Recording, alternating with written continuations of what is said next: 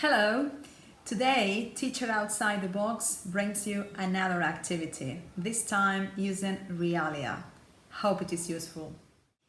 Well, in this activity for today, our students will be listening, speaking, and writing. So what else can we ask?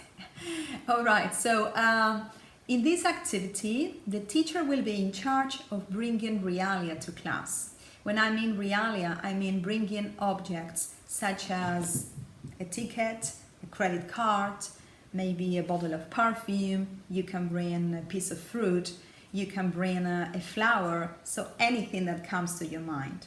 So what you have to do is to expose these objects to your students.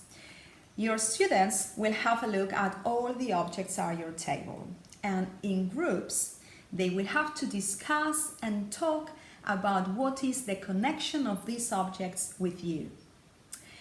The idea is to finally get to a short story in which they try to combine all these objects. Can you imagine?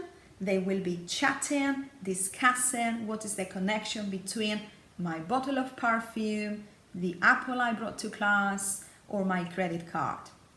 Now, the team winning the game will be the one able to insert the highest number of elements in their stories.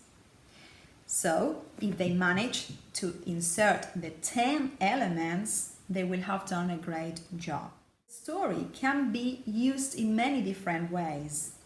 Another possibility can be, once they have told their stories and we have compared the different stories in the classroom, we can tell them, for example, this group will be in charge of telling the story in the third person. This group will be in charge of telling the story in the past. This group will be in charge of telling the story in the present simple, because all the objects are connected with the teacher's routine.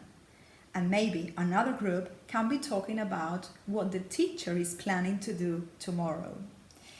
If you want to go one step forward, you can even ask them to write them and then pick up the writing so that you can check them. So as you can see, with very, very few things, we have created a very complete activity.